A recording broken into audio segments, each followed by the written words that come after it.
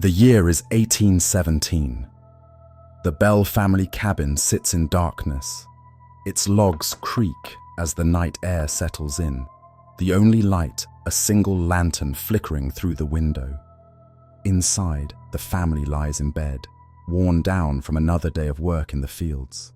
And then, a knock, sharp, deliberate. It comes from the outer wall, loud enough to echo across the small room. John Bell, the father, stirs. He lifts the lantern and steps to the door. A man like him expects a prankster, or perhaps a neighbor calling late. He opens the door. Nothing.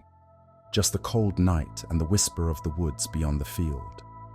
He closes the door, returns to bed. Silence. Until another knock. But this time from the far wall. He rises again, hurrying outside, circling the cabin. Still nothing. No footprints. No trickster running into the trees. The house settles again. The family breathes easier. Then it comes again. Another knock. And another. Moving from one side of the house to the next, as though something is circling them in the dark, running its knuckles along the walls of their home. No matter how quickly John moves, no matter how many times he throws open the door, he never finds anyone there. It is a game the Bell family cannot win, because there is no one to catch. What began as a sound would soon find a voice and a victim. That long ago night of terror was only the beginning. The story of what followed was written down, passed through generations, until it found its way here, to this room. The room is dark. The only light is the flame of a candle, its wax dripping onto the desk below. Before us lies a book, its leather cracked, its pages yellowed with time. This is not a book of scholars. It is not found in universities or libraries. It is a book of whispers, of warnings, the kind of stories told in low voices when the fire burns low, when the night presses against the walls. We turn the page. The ink has faded, but a name remains, written there, as if waiting for us. The Bell Witch. This is not just a ghost story. It is the most infamous haunting in American history, not whispered by one frightened soul, but sworn to by dozens, neighbors, travelers, even soldiers. They all claimed to hear the same voice. It mocked them. It threatened them. And, if the stories are to be believed, it killed. This is the file of the Bell Witch, and tonight we open it. To understand the Bell Witch, we must begin not with a haunting, but with a family. In 1804, John Bell packed his belongings in North Carolina and set out west with his wife Lucy and their 6 children. Like many pioneers, he sought more land than the crowded eastern states could offer. Their journey took them over 600 miles, through forests, rivers, and rough country roads, until they settled on a 1,000-acre tract along the Red River in Robertson County, Tennessee. It was not a gentle place. Robertson County was sparsely populated, a scattering of homesteads carved out of the wilderness. Bears still prowled the woods, wolves stalked the hills, and beyond the dangers of nature, there was always hunger, disease, and the endless work of survival. But John Bell was no stranger to hard work. He had grown up farming, and neighbors in North Carolina remembered him as a man of persistence. When a field needed clearing, John was the first to lift an axe. When a barn needed raising, he brought rope and labor. He was not just a farmer, he was a builder of community. Lucy Bell was equally respected. Pious and soft-spoken, she was remembered for her kindness. It was said she always kept an extra place at the table for a traveler who might knock at their door, and she had plenty of knocks. Settlers and strangers alike passed through Robertson County, often hungry or weary, and Lucy made sure none were turned away. These small acts mattered. They built the Bells' reputation as one of the most generous families on the frontier. If a neighbor fell into debt, John was known to quietly hand them money, asking nothing in return.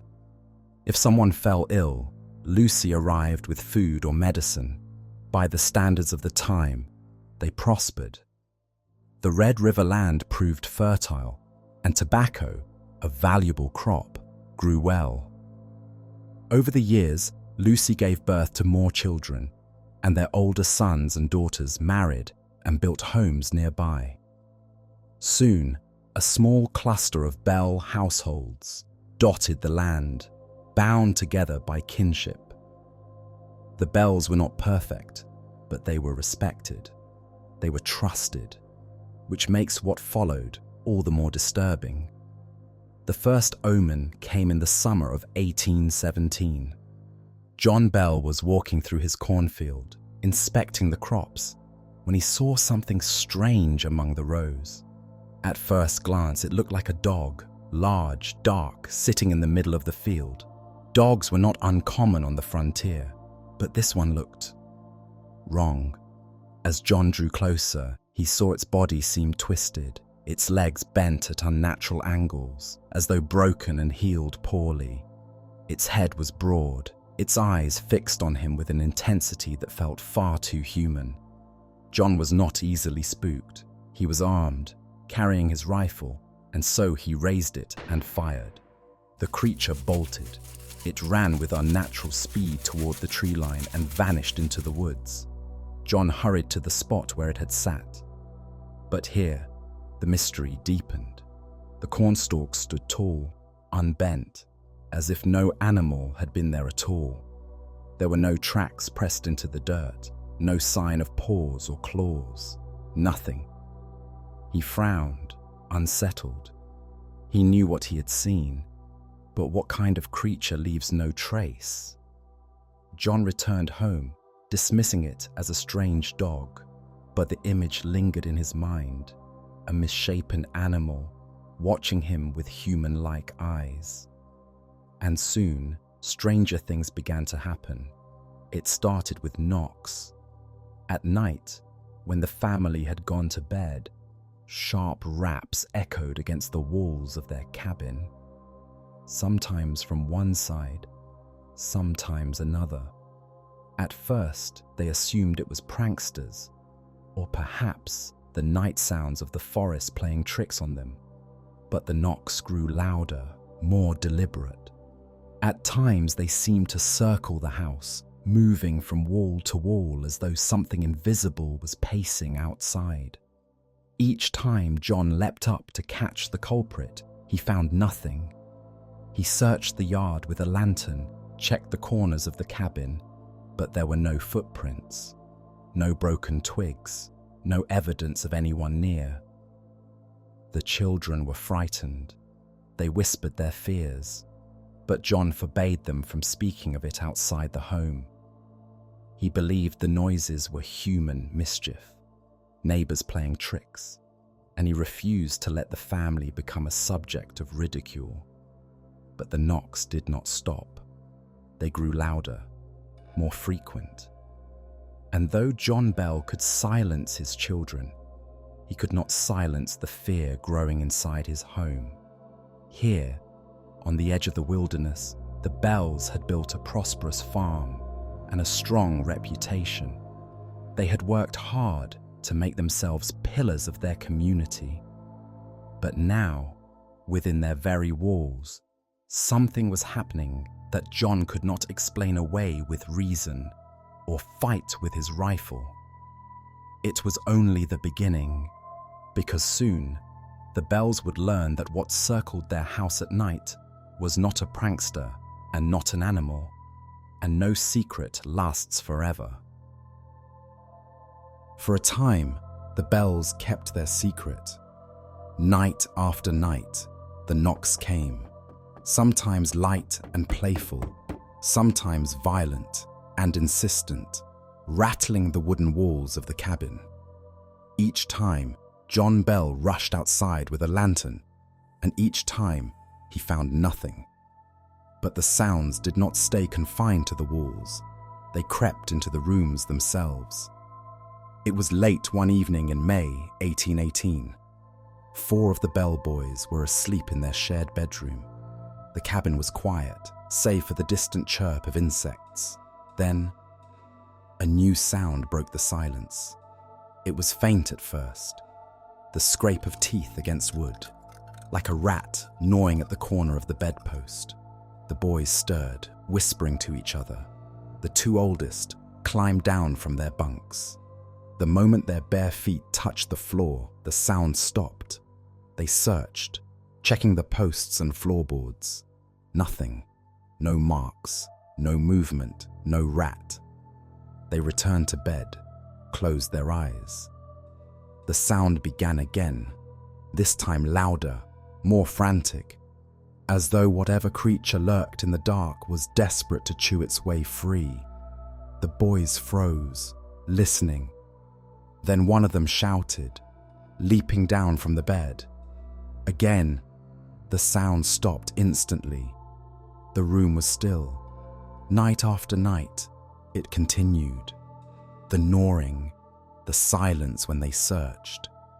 The terror of returning to bed knowing it would start again. And then, something worse. The boys awoke to the sound of gasping, gulping breaths, as though someone was choking beneath the floorboards. They heard clawing, thrashing, the wet smacks of lips. The older brothers forced themselves to look. They dropped to the floor, peering into the dark space under the bed. Nothing. The sounds ceased as quickly as they had begun. But that night, the boys refused to go back to sleep. They woke the rest of the family, and though John tried to dismiss it as imagination, he could not ignore the fear in his children's eyes. The haunting was no longer confined to the walls of the cabin. It was in the rooms, at their very bedsides. The Bells had tried to keep quiet, but silence became impossible. The children were losing sleep, their faces drawn and pale, and John himself was shaken, though he hated to admit it. Finally, he confided in a trusted neighbor. The neighbor listened carefully. John Bell was not a man known for exaggeration. He was steady, practical. If he claimed something strange was happening, people believed him. The neighbor offered to stay the night in the Bell house.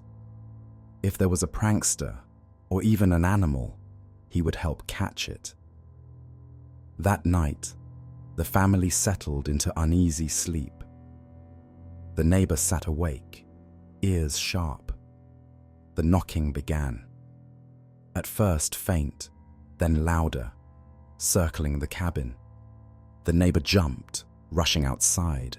The night was empty. He returned inside. The sounds continued. He followed them to the boys' room. There it was, the unmistakable scrape of gnawing at wood. The children trembled in their beds. Then came the choking sounds, the gulping, the frantic gasps, the room filled with the noise of someone or something struggling for air just beneath their feet. The neighbor's face went pale. He could not explain it. He could not endure it. Before dawn, he fled the house. He did not return. When he told others what he had heard, the story spread quickly through Robertson County. The Bells' secret was out, and instead of ridicule, the family found something unexpected: sympathy. The Bells were not outcasts. They were well-liked, respected. For years, they had fed the hungry, helped build the community, lent money without interest. Neighbors remembered Lucy's hospitality, John's generosity. Now, Hearing of their troubles, people rallied to them. Volunteers came forward, offering to stay in the house overnight. Some thought their presence alone might be enough to discourage the pranksters, if pranksters they were. Others were simply curious, eager to test their courage. But no matter who stayed, the events repeated. The knocks, the gnawing, the choking sounds, always beginning after dark, always vanishing the moment anyone tried to catch them. Some guests left convinced it was supernatural. Others tried to explain it. Mice in the walls, clever trickery, even ventriloquism. But when the house was searched, there was nothing. No signs of rats, no hidden devices. And when family members were watched closely at night, the sounds still came, proving it was not a trick of their own making. Whatever it was, it defied explanation. The strain began to show. Betsy Bell, the youngest daughter, was particularly affected. The noises seemed to follow her. At times, she complained of her hair being pulled or her blankets tugged away as she tried to sleep. The family grew fearful, but also desperate for answers. And as neighbors confirmed what they themselves had heard, the Bells began to wonder if this was no ordinary haunting. It was something else, something with purpose, and soon it would prove that purpose. Because the unseen presence was about to do something no one expected. It was about to speak. For months, the Bells had lived with knocks on the walls and sounds in the dark. Then the sound learned a new trick. It began as a whisper at the edge of sleep. Betsy, the youngest daughter, felt the tug of her quilt and heard a breath close to her ear. Too close to be the wind, too steady to be an animal. Betsy. The voice was thin, almost a hiss.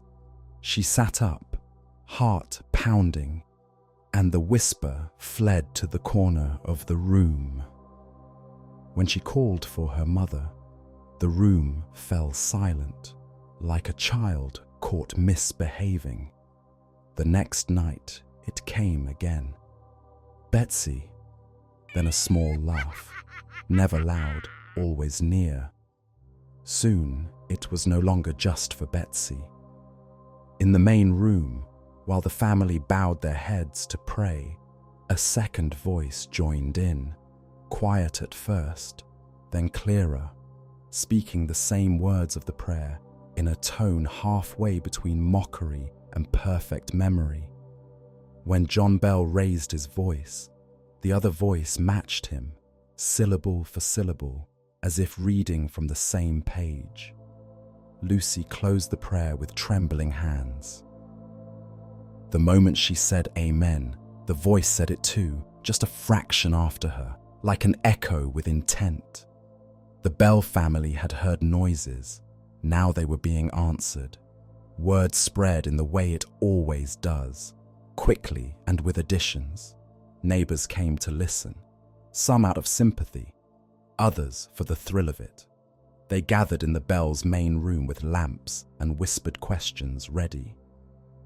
"Who are you?" someone asked from the back, a farmer with mud on his boots. Silence. Then, in a little girl's sing-song voice, "Who are you?" The crowd laughed nervously. Another neighbor tried, "What do you want?" The answer came in the same man's baritone, a perfect imitation. "What do you want?" The voice changed shape as easily as breath. It could mimic almost anyone in the room. It could drop to a whisper that made the hairs rise on the back of the neck, then leap to a bright, cutting tone that sliced through the murmur of voices.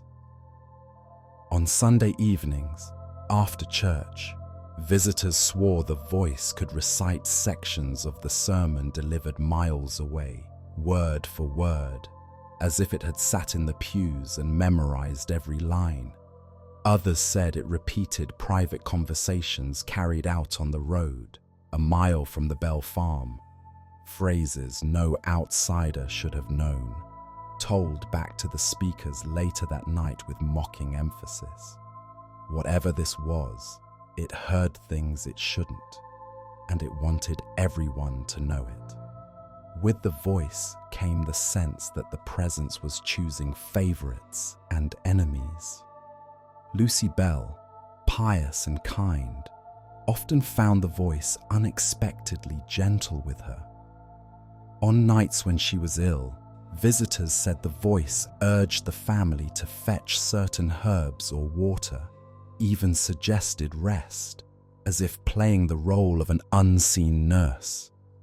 It sometimes sang to her softly, fragments of hymns Lucy loved, though the tune always bent a little off-key, like a smile that didn't reach the eyes.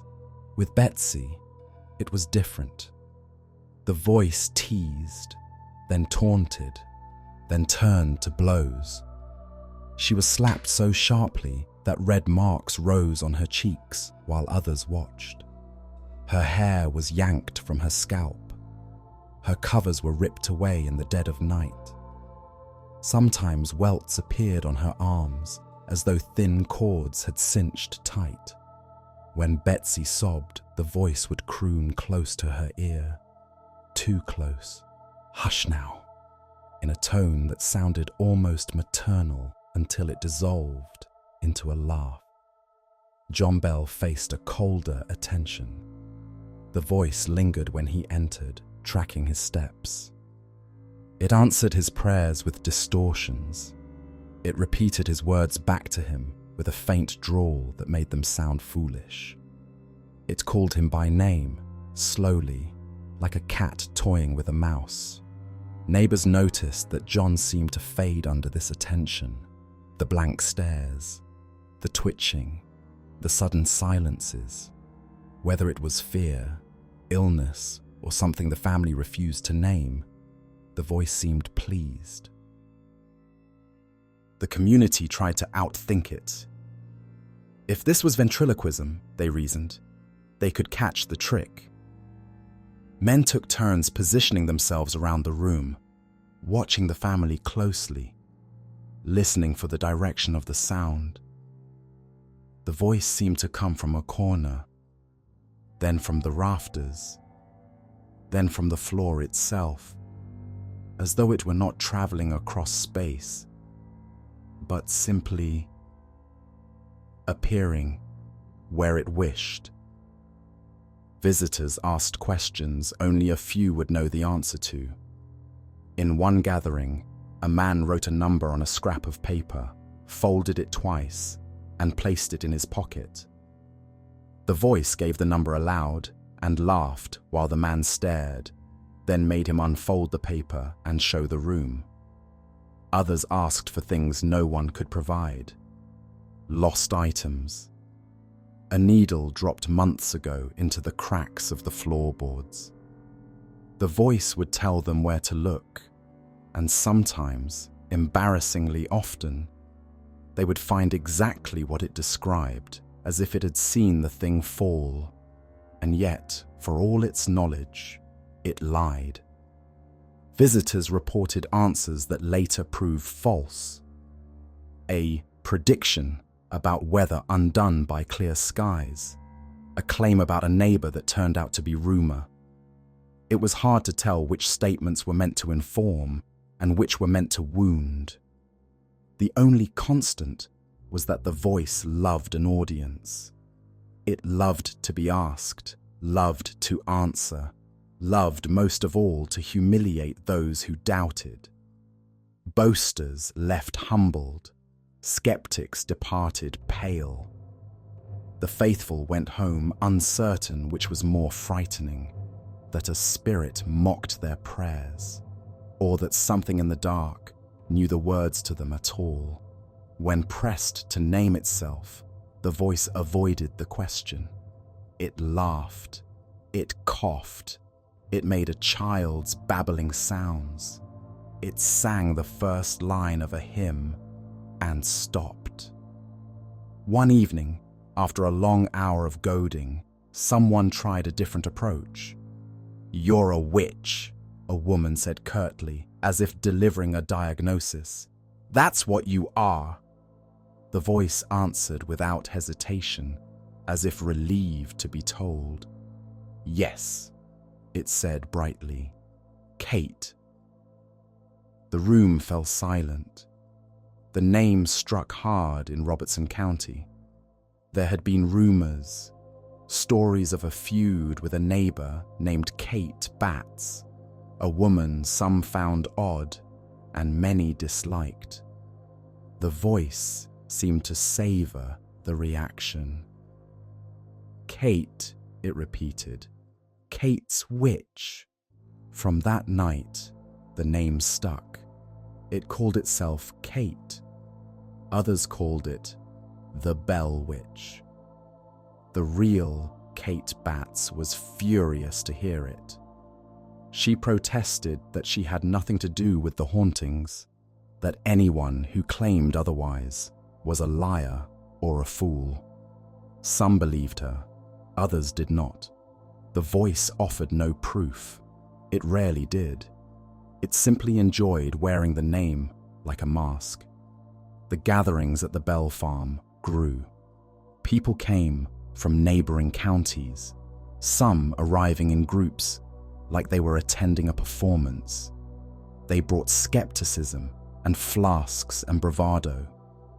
Most left speaking in lower voices than they had used on arrival. There were nights of pure spectacle. The presence would clap in time to a tune, though no hands could be seen. It would whistle the hymn Lucy had sung earlier that day, deliberately missing one note each verse just to draw attention to the game. When someone tried to pray over the house, the voice would pray along, changing one word in each line to twist the meaning. There were nights of cruelty. While Betsy slept, the voice whispered her name again and again until she woke with a cry, then mocked her for crying. It told John private things about himself in front of the room, small humiliations no one else could have known. It exposed neighbors' secrets with glee, repeating words they had spoken on the road or in a barn when they thought no one listened. There were, too, nights of impossible calm. Lucy would light a lamp, and the voice would say softly, "Rest now. No tricks, no slaps, no song. Just that one line, as if the storm had a mind to show it could still the wind as easily as it raised it. It was not one thing, it was many. It was a chorus in a single throat." Skeptics kept probing. They tried the oldest tests, asking the presence to swear by God, to speak the name of Christ, to repeat scripture without error. Sometimes it refused and hissed. Sometimes it complied, perfectly, then laughed at their discomfort. There was no rule they could rely on to prove it false or true. A few called it a hoax and demanded the family admit it. Those few usually left unceremoniously after being mocked by the voice in front of a crowd, their own words thrown back at them with a precision too swift for any human accomplice to manage. The Bell House, once a haven, had become a stage.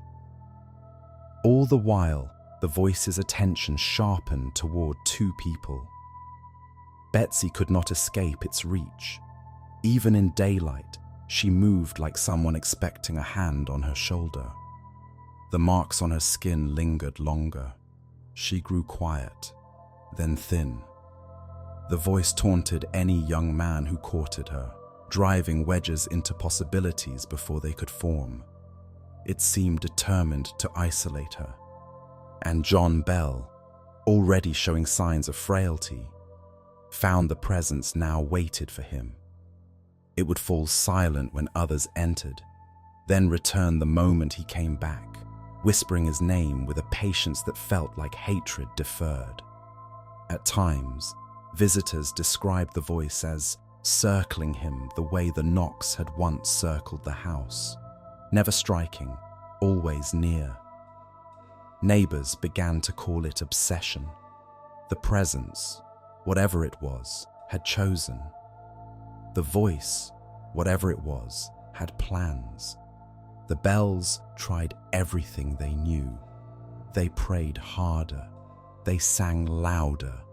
They asked the presence to leave in Christ's name. They asked it what it wanted. "What do you want?" John demanded one night, his voice breaking. "To talk," the presence said cheerfully. Then, after a pause long enough to be cruel, "and to stay." By late 1818 and into 1819, the story had traveled well beyond Robertson County. Curious men arrived on horseback, some in uniforms, others with the look of officials, or at least men who wished to be seen as such. They said they were passing through. They said they had heard a tale. The voice greeted them with interest. Then, with the same swift cruelty it reserved for any who sought to command it. It took special delight in poking at pride. If a man arrived boasting that he feared nothing, the voice found him in the dark and murmured his childhood nickname in his ear. If a man came with scripture, it finished the verse for him and asked if he wanted the next line. The more important a visitor considered himself, the more determined the presence seemed to unmake him. Somewhere in those months, the story crossed the path of soldiers, and somewhere along that road, it touched the ear of a man who would one day become President of the United States. At least, that is how the story is told. Because the voice at the Bell Farm was no longer just a local terror. It had become a destination, and the men who rode toward it did so with their spines stiff, their jaws set, their minds already imagining the tale they would carry home, how they faced the witch in the Bell's house and did not flinch. The witch was waiting. The gatherings would become processions, the tests would become spectacles, and one night, according to legend, the road to the Bell Farm filled with soldiers' horses, and among them, a stubborn general who wanted to hear the voice for himself. By 1819, the Bell Farm was no longer just a home. It was a destination. Word of the haunting spread far beyond Robertson County. Stories of a voice that could mimic anyone, expose secrets, and mock prayers traveled along rivers and roads. Strangers arrived to see it for themselves. Some came out of faith. Some came out of fear. Most came out of curiosity. The Bell cabin filled nightly with guests. Farmers, preachers, curious travelers. Some left convinced they had witnessed the devil himself. Others left muttering explanations, ventriloquism, hysteria, a cruel trick played by someone inside the family. But none denied that something was happening. One autumn afternoon, Betsy Bell left the cabin to fetch eggs from the henhouse. She crossed the dirt path, the basket light in her hands. Halfway there, she felt eyes on her. She turned and saw a woman walking the same path she had just crossed. The woman wore a black dress and bonnet. Her steps were slow, her head lowered. Betsy didn't recognize her. She assumed it was a neighbor. Betsy called out a greeting. No response. She raised her voice. Still nothing.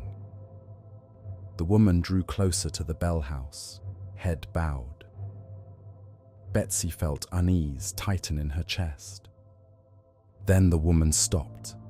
She reached up, removed her bonnet, and let her black hair fall loose. With both hands, she began to stroke it, slowly at first, then faster and faster, until the motion looked impossible, her arms a blur, her hands ripping at the strands. Betsy realized, horrified, that the woman wasn't combing her hair. She was tearing it out by the roots. Clumps fell around her feet. Betsy could hear the wet ripping sound from across the yard. Panicked, Betsy ran back inside the cabin. She dragged her sister to the window, forcing her to look. Together they watched as the woman continued pulling out her hair. Then, slowly, she raised her head. Her eyes met theirs. The sisters froze. The woman lowered her hands, turned, and walked around the side of the cabin. The girls ran to another window. They saw her climbing a fence into the orchard, 3 children following silently behind her. Children they swore had not been there a moment earlier. The woman and the children each climbed a tree. Once perched in the branches, they turned their faces back toward the house. And then, impossibly, the trees began to sway violently from side to side, as though a storm had seized them, though the air around the orchard was perfectly still. The girls screamed for help. Family members and neighbors rushed to the window, but where the sisters saw the woman and children, the others saw only the trees swaying unnaturally, bending and groaning in the still afternoon air. When they ran outside to confront the intruders, the orchard was empty. The trees stood calm, as if nothing had ever disturbed them. By this time, the Bell Witch no longer confined itself to nights of torment. It performed. Visitors asked questions, and it answered with knowledge it had no right to know. It repeated sermons preached in churches miles away, even imitating the cadence of the ministers. It sang hymns off-key, deliberately mangling a single word to twist their meaning. Sometimes it played games. A man would hide an object in his coat. The voice would name it. Another would whisper a phrase to his neighbor outside the cabin. Inside, the voice repeated it before they re-entered. The more people came, the more the voice grew in strength. It loved an audience. It thrived on attention. And yet, it remained cruelest to Betsy. She could not escape its slaps, its jeers, its torment.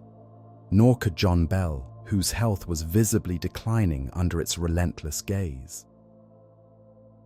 It was during this period of spectacle that a particular story took hold, a story involving a man who would later become President of the United States.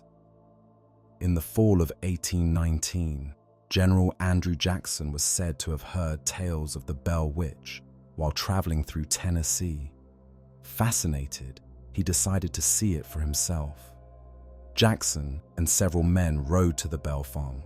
As they neared the property, their wagon suddenly stopped. The horses strained, but the wheels refused to turn, as though the very earth held them fast. The men shouted, whipped the horses, pushed the wagon. Nothing worked. Finally, Jackson raised his hands and said aloud, "By the eternal God, this must be the work of the witch." A voice, disembodied, rang out from the woods. "All right, General. You may pass." At once, the horses surged forward, the wagon rolling smoothly onto the Bell property. That night, Jackson and his men stayed in the Bell house. The voice greeted them with mocking familiarity, repeating their private jokes and taunting their pride. One of Jackson's men, known for boasting he could face any spirit, was singled out. The voice promised to deal with him before morning. Accounts vary. Some say the man was struck violently by invisible hands and fled the house before dawn. Others say he begged to leave, pale and shaken. Jackson himself, according to the story, swore he would rather face the British again than spend another night with the Bell Witch. Whether the details are true or exaggerated, the legend of Jackson's visit spread quickly. It gave the haunting a stamp of national attention. This was no longer just a frontier curiosity. It was a story big enough to touch a man destined for the White House. One of the strangest patterns in the Bell Witch story was the difference in what people claimed to see and hear. Some, like Betsy and her sister, swore they saw full figures, the woman in black, the children in the orchard. Others saw nothing at all, only unnatural movement, or heard only the voice. It was as if the entity chose its audience. Some were shown a glimpse, others were kept blind. All left with stories, but never quite the same story. This uncertainty made the haunting harder to dismiss. It was not a single testimony, but a web of them, overlapping and contradicting, yet all agreeing on one point. Something spoke at the Bell farm. By 1820, the Bell Witch had become a public attraction. Travelers detoured to Robertson County to hear the voice for themselves. The Bells, once a private and respected family, now lived in a house that felt more like a stage. And while the community debated whether the voice was a spirit, a demon, or a witch's curse, the entity itself seemed unconcerned with labels. It thrived on attention. It thrived on fear. But beneath the spectacle, two targets remained constant: Betsy, the youngest daughter, and John Bell, the father. The voice mocked them most, tormented them hardest, and soon it would go beyond words, because the Bell Witch was not finished.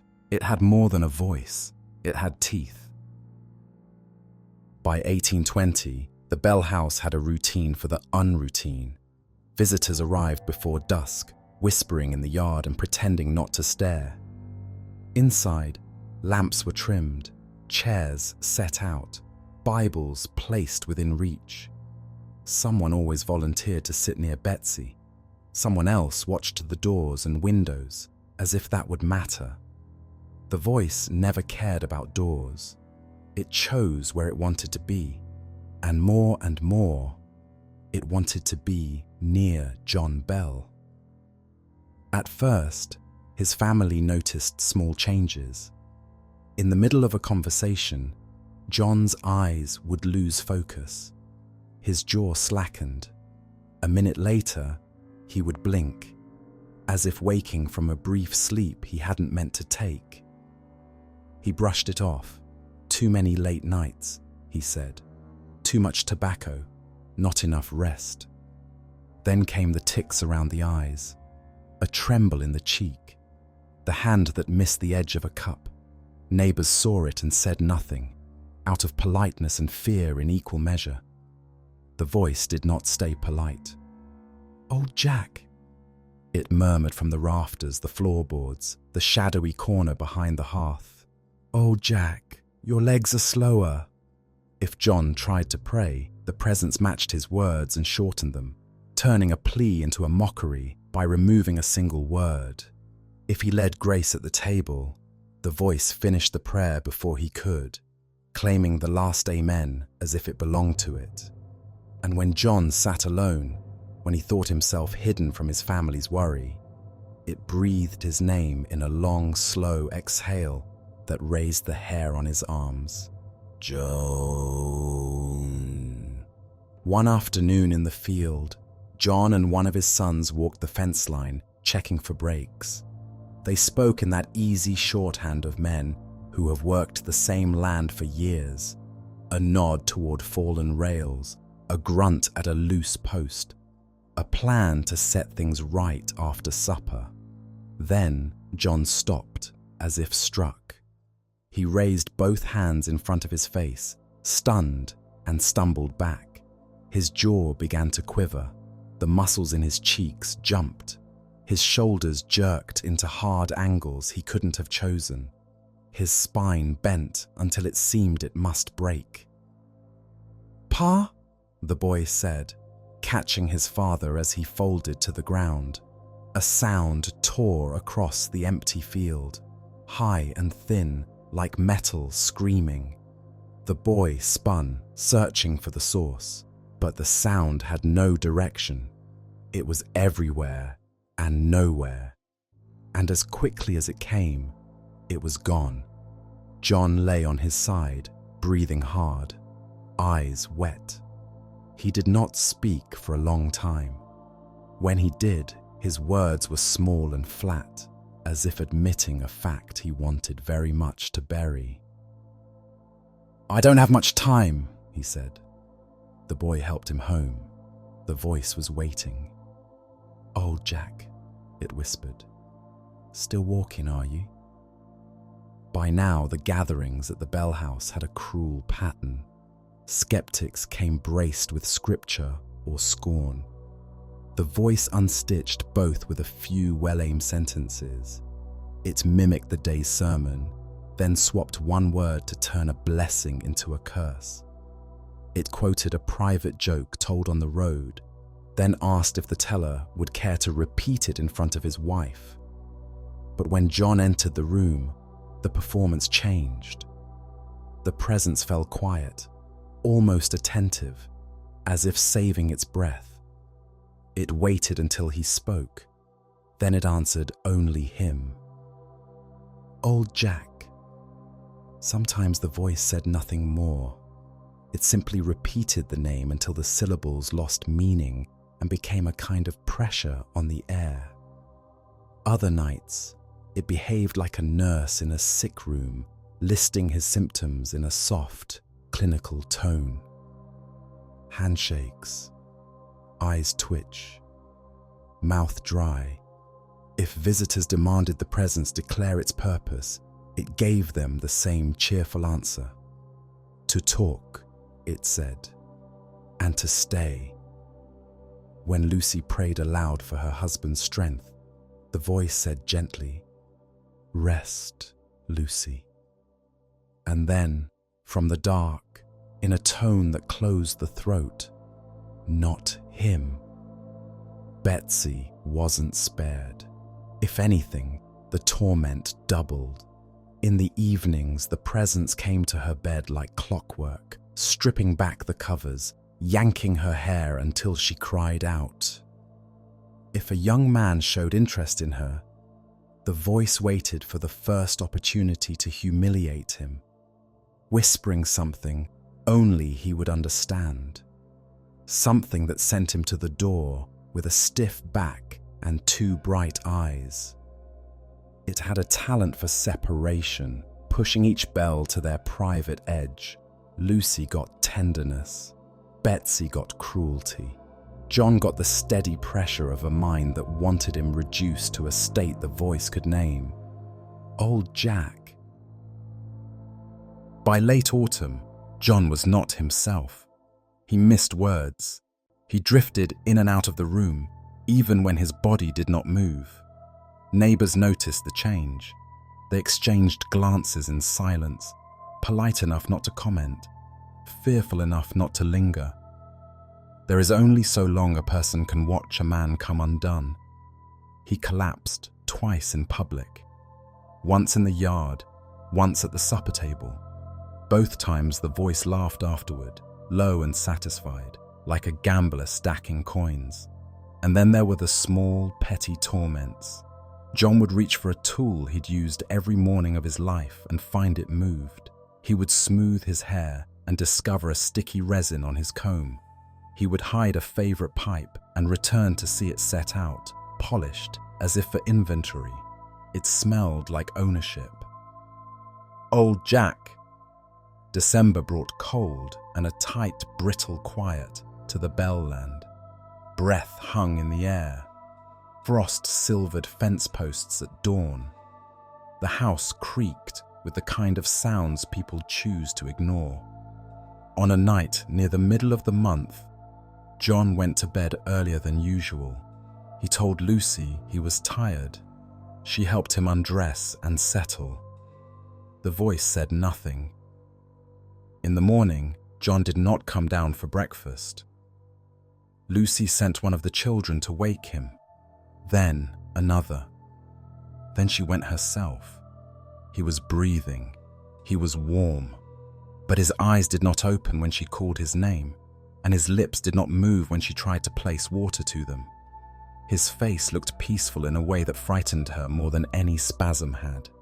They checked the small cabinet where the family kept a few valued medicines, tinctures, powders, precious things collected over years against days like this. The shelves were empty. In their place sat a single glass vial. Dark, smoky liquid clung to its sides. No one in the family recognized it. No one knew how it had come to be there. Someone ran for the doctor. He was a country physician, practical, unflinching. He checked John's pulse, lifted an eyelid, called his name twice. He frowned the way men frown when they meet a problem they cannot fix with their hands. "What's this?" he asked, holding up the vial. They told him they didn't know. He told them to test it. On a farm, you learn harsh lessons early. The doctor's instruction was simple and awful. Find a stray animal. Administer a drop. They did not narrate much of what followed. Someone brought in a cat. Someone else fetched a spoon. A drop of the liquid touched the animal's tongue. Within minutes, the cat convulsed. Then it fell still. Silence. The family stood around the kitchen table, not looking at one another, not looking at the vial, and not daring to look toward the stairs. The doctor cleared his throat. He had no cure to offer, only a conclusion. Poison. The presence did not allow the moment to pass quietly. From the stairwell, no, from everywhere at once, came a bright, satisfied voice. "I gave old Jack a great big dose last night," it sang. "He'll never get up again." Lucy gripped the edge of the table. Someone gasped. Someone made the sign of the cross. The voice crooned, nursing its own triumph. "Old Jack sleeps. Old Jack sleeps." Upstairs, John's breath stayed slow. It did not quicken when they called his name. It did not quicken when the doctor pricked his skin. By afternoon he was the same, present and absent at once, fixed to the bed by something heavier than hands. The family now held undeniable proof. This was no prank, no trick. The presence in their home was a killer. John Bell died the next morning. They said the house felt larger immediately, as if some pressure had been released from the timbers. They said the air in his room thinned, as though a weight had lifted. They said many things. It is astonishing, in grief, the number of details people notice to avoid the one that matters. The presence would not let the one that mattered go unnamed. At the funeral, while neighbors prayed through tears and tried to hold their voices steady, the witch laughed. Some heard a snatch of song, off-key by a note, dressed in Sunday mockery. "Old Jack," it chimed sweetly. "Old Jack." If anyone doubted the entity's hatred, if anyone wanted to file the entire affair under curiosity or even delusion, the voice did not allow it. It chose the moment designed to cauterize a community and used it to brand its signature. This was not a haunting that ended with apologies. It ended with a boast. In the days after the burial, the house went strange and quiet. The voice still spoke, but its tone had shifted, less gleeful, more distant. Betsy woke fewer times to hands on her hair. Lucy slept through the night, twice in a row for the first time in months. Neighbors walked the lane and glanced at the windows. Some swore the glass held a new shine. Others said the opposite, that the place looked dull, the way rooms look after a celebration ends and everyone has gone home. The witch, for its part, promised nothing. It did not leave a note on the table or a clear verdict in the air. It spoke less. It watched more. It hummed, sometimes, as if remembering. The bells cleaned and folded and tried to live inside a house that had been a stage, and then a battlefield. It is hard to unknot the two. At night, a few people standing at the fence line said they saw faint lights moving above the fields, the way lanterns look from a great distance when there is no one to carry them. Others said they heard a sing-song voice drifting from the direction of the river, low and blurred, and then gone.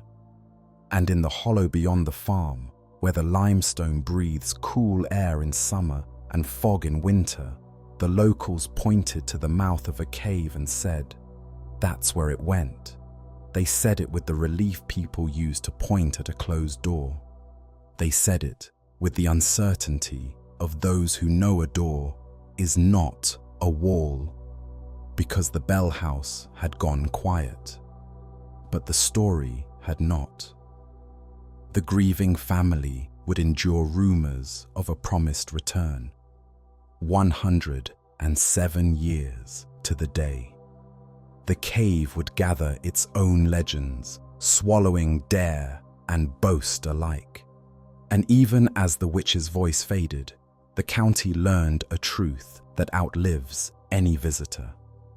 Some hauntings end with silence. Others keep walking the road back.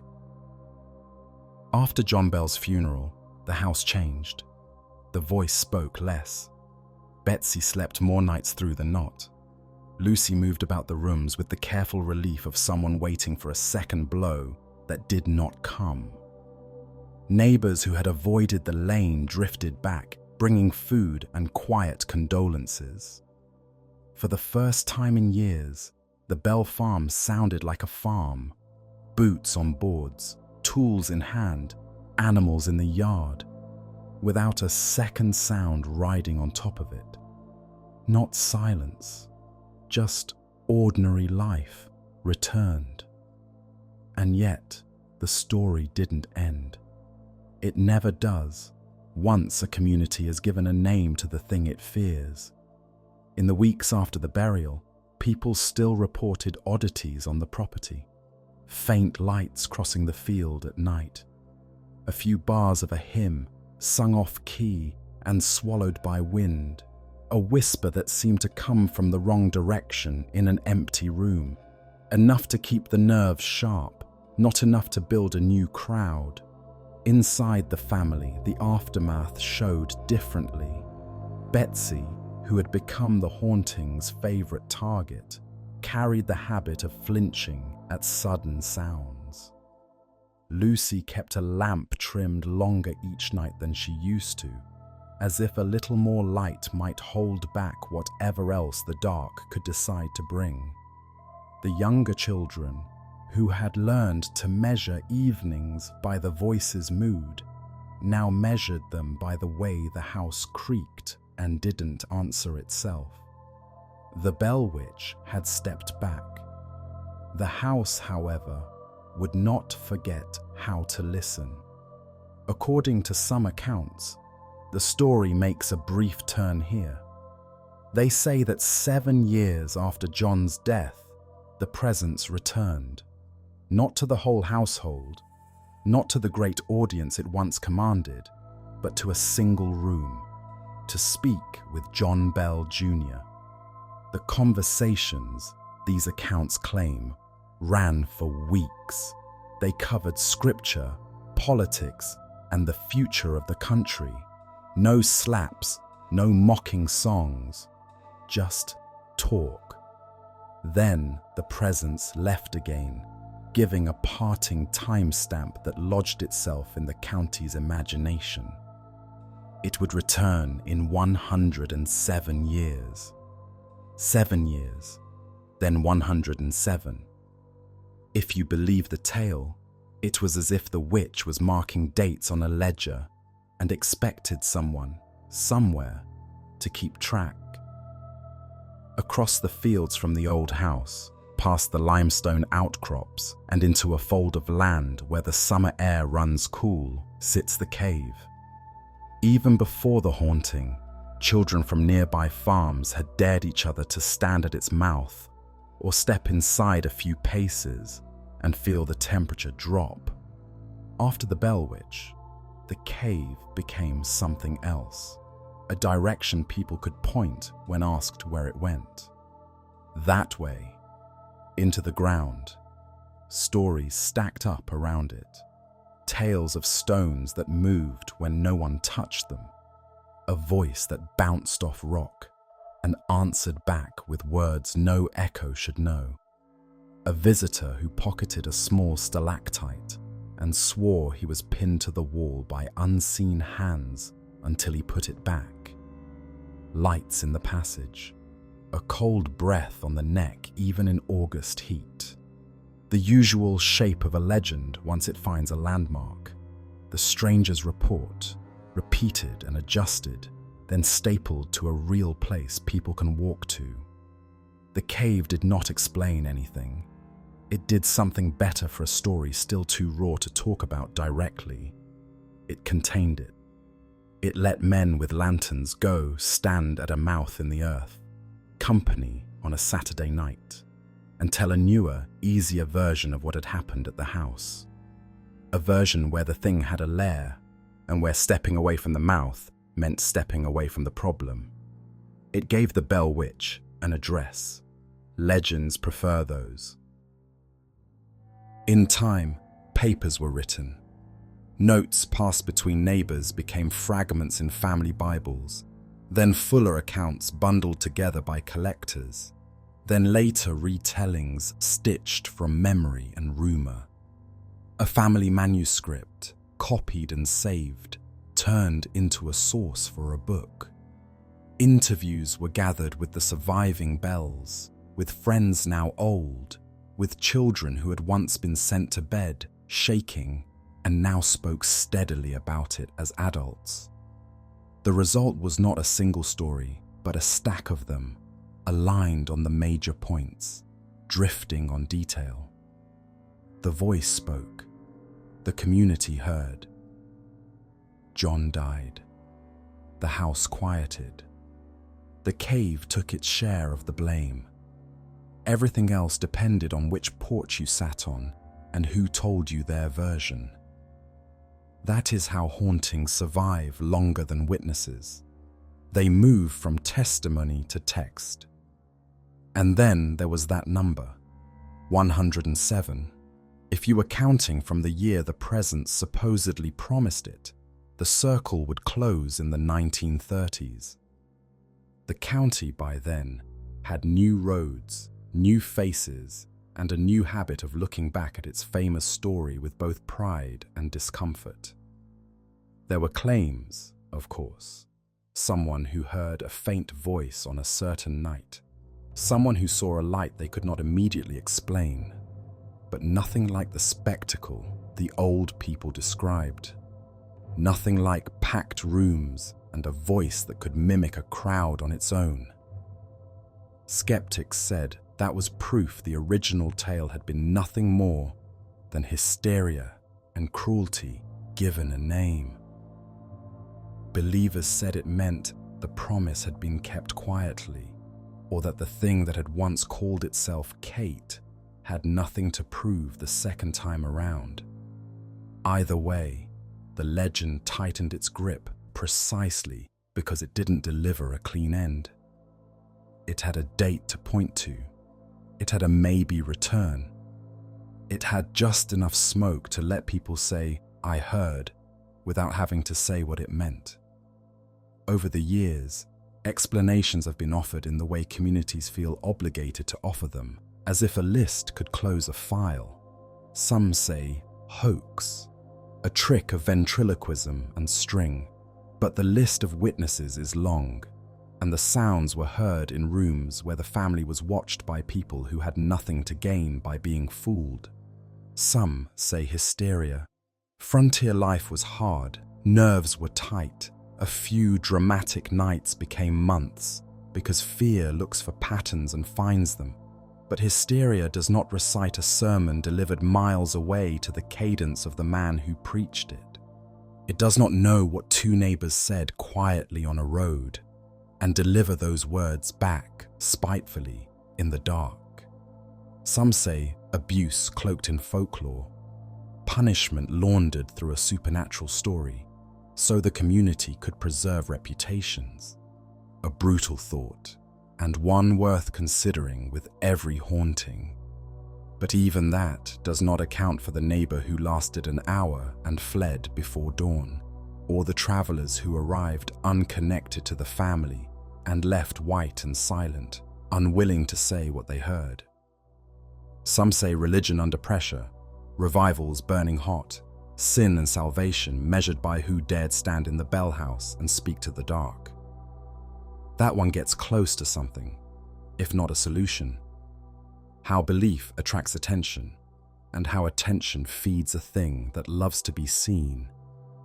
The truth, if there is one that fits cleanly in a sentence, is that none of these explanations can replace the testimony of 100 small moments. A knock that moved around a house faster than a man with a lantern, a set of trees that swayed without wind, a voice that could change shape and knew exactly where to press to make a whole room wince, and then a vial and a death. People do not forget those. What makes the Bell Witch story endure is not simply horror, it's scale. Most hauntings belong to one person. This one belonged to a county. People didn't just say they believed, they said they heard, not secondhand, in the room. And then they passed that certainty to their children, who passed it to theirs, who told it to anyone who would listen. Which is why, even after the house came down and the farm changed hands and the world moved on, the lane to the old Bell land stayed busy, not crowded, just steady, the way a place keeps a trickle of visitors if it has earned a reputation. Some came to stand where a man named John lived and died. Some came to put their ear to the cave's breath and pretend the air had words in it.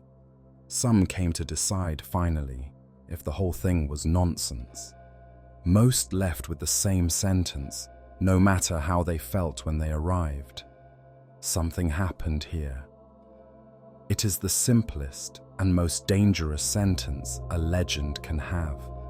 It invites the next question, and the next walk out into the dusk, and the next person holding a lantern at an old fence line, listening. The bells moved forward. Betsy found a different kind of quiet than the one she had begged for as a girl. Lucy kept faith and family, and when she died years later, people said the house felt like it had finally exhaled. The farm changed, the county grew, the cave kept its chill. The witch, if that is the right name at all, became what all such things become when the last witness goes. A voice on paper, a mark on a map, a story told well. But there is a reason the tale still finds rooms like this one. A reason it traveled from whispered prayer to manuscript, to print, to whatever screen you are watching now.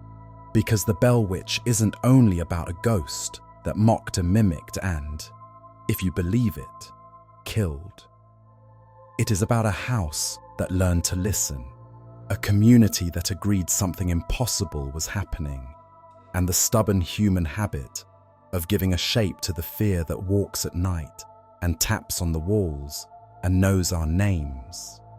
The archive is closed, but the Bell Witch story serves as a reminder that not all monsters dwell in castles or forests.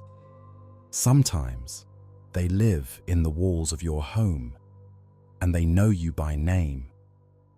If you believe stories like this should be preserved, if you want the archives to stay open, help us keep the candle lit. Like this video, subscribe to the Midnight Archives, and share it with others who walk the darker roads of history, because the Bell Witch has not truly gone. It is still here, in the whispers, in the woods, and in the silence after the knocking stops.